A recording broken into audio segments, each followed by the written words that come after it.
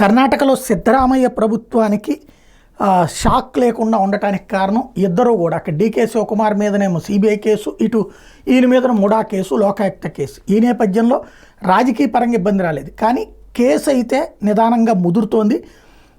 ఏదైతే Mysore urban development authority కుంభకోణంలో అక్రమాలు జరిగినట్టు తాము సాక్ష్యాధారాలతో గుర్తించామని తాజాగా ఎన్ఫోర్స్మెంట్ డైరెక్టరేట్ ప్రకటించింది.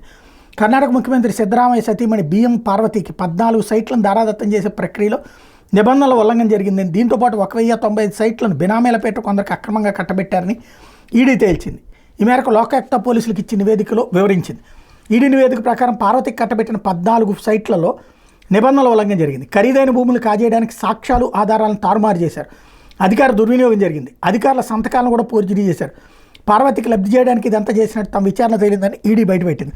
ఈ అక్రమాలన్నీ సీఎం సిద్ధరామయ్య వ్యక్తిగత సహాయకుడు ముడా మాజీ commissioner NG Dinesh Kumar alias city Kumar కనుసన్నలో జరిగినట్టు ఈడీ ఆరోపించింది. దీంతోపాటు ముడా పరిధిలోని ఖరీదైన 1095 సైట్లను బినామీల పెట్టి కొందరు వ్యాపారవేత్తలు, రాజకీయ నాయకులు అక్రమంగా దక్కించుకున్నారని, వీటి విలువ బహిరంగ మార్కెట్లో 700 కోట్ల పైమాటేనని ఈడీ వెల్లడించింది.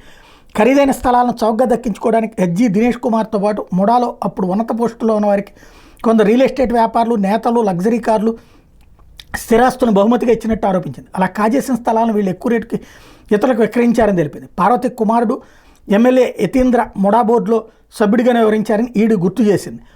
ఈడీ ప్రతిపక్ష నేతల ఆరోపణ ప్రకారం మైసూరు శివార్లోని కెసరే గ్రామంలో పార్వతికి 3 ఎకరాల 16 గుంటల భూమి ఉంది.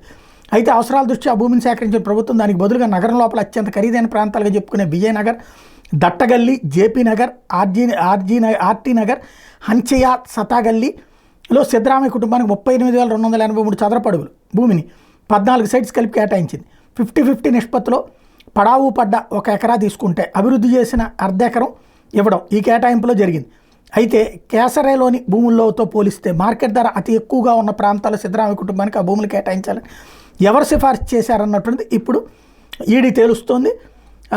తన మీద దర్యాప్తు జరిగేందుకు గవర్నర్ దావర్చంద్ గెహ్లాట్ ఇచ్చిన అనుమతిని సీఎం సిద్ధరామయ్య హైకోర్టులో సవాల్ చేయడం, హైకోర్టు దాన్ని డిస్మిస్ చేసిన నేపథ్యంలో ఈ కథ అయితే ముందుకే వెళ్తోంది.